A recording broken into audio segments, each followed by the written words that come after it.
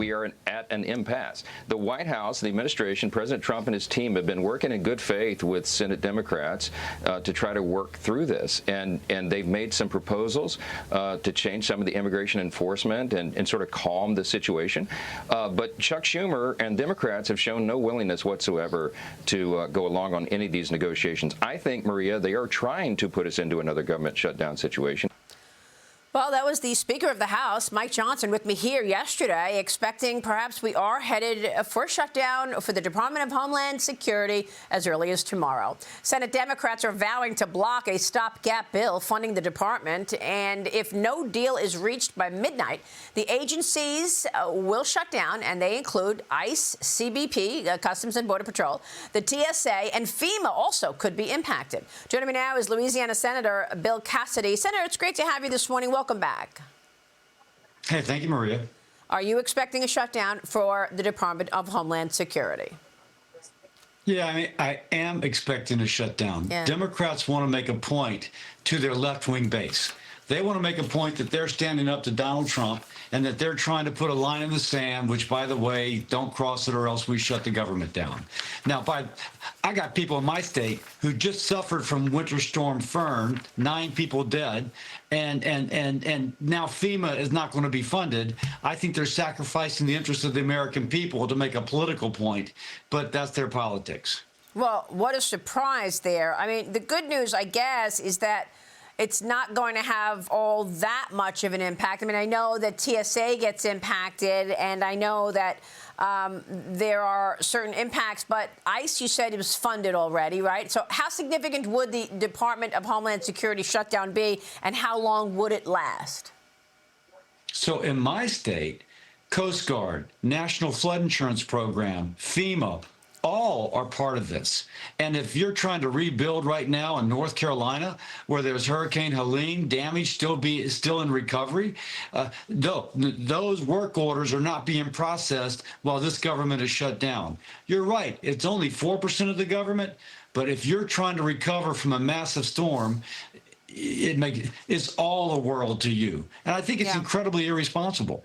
It's just irresponsible just to, because ICE, as you point out, already has their funding, and so you're not going to make a difference on that. You're only going to make a difference on those things actually helping the American people right now.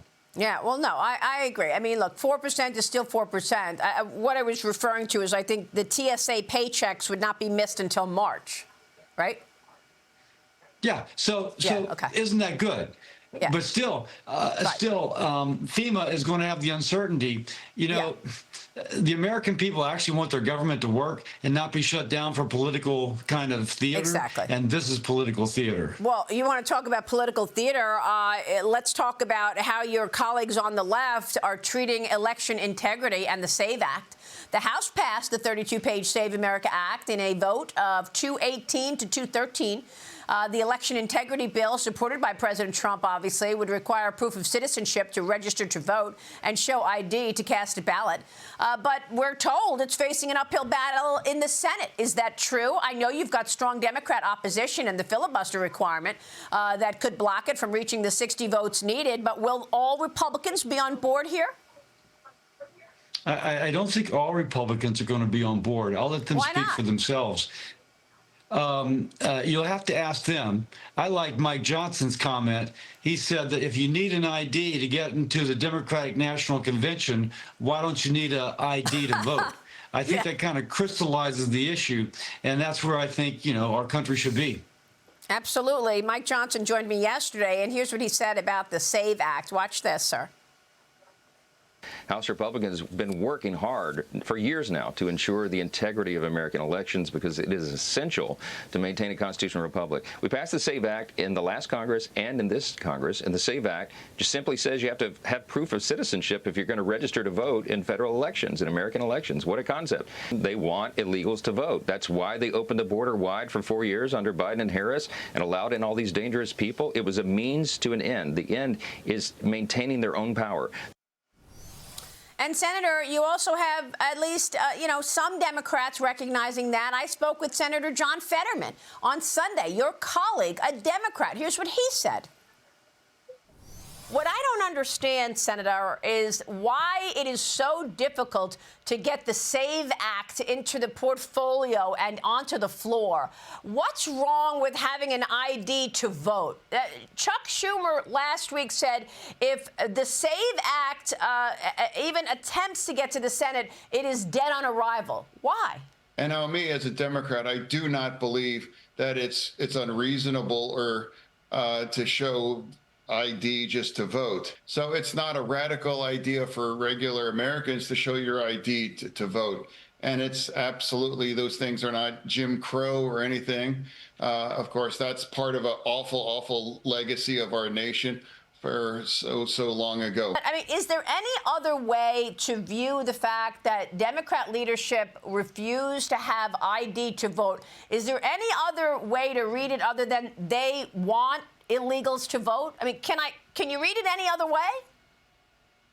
Well, I mean, for me, the SAVE Act is not going to pass because of the filibuster, because they would need at least 7 or 8 Democratic votes to pass that. But I will say this as a Democrat, I do not believe it's radical or extreme to just produce an ID to vote overall. Senator, do you have any idea why there's such pushback on this for Democrats? I think because Trump likes it. You know, if Trump said, hey, it's hot, let's turn on the air conditioner. No, we're not going to turn on the air conditioner. Right. It's cold. Why don't we turn on the heater? No, we're not going to do that either. And so I think just Trump wants it. They don't like it.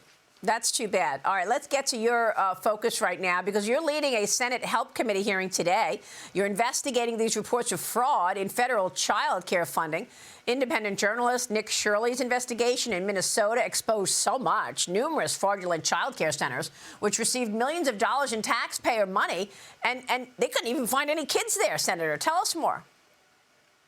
Yeah, so these are dollars that we, the taxpayer, put forward to help support child care for fellow Americans.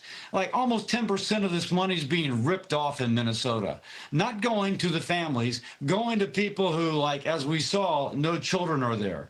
So we just think it's pretty reasonable. By the way, we're not sure that it's just Minnesota.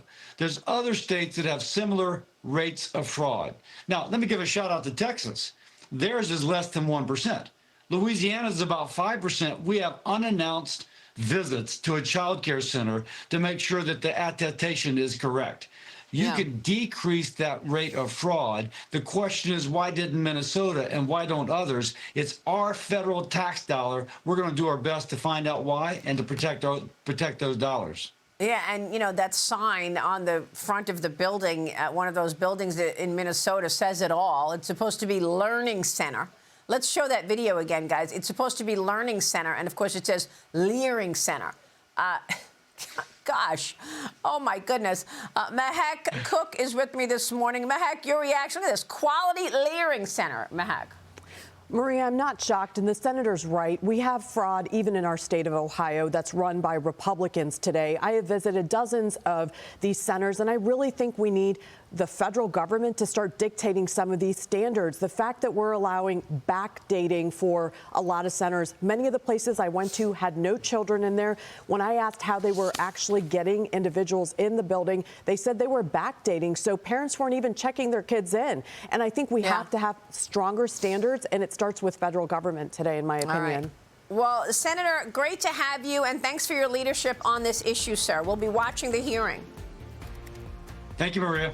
All right, Bill Cassidy joining us. We'll be right back. Stay with us.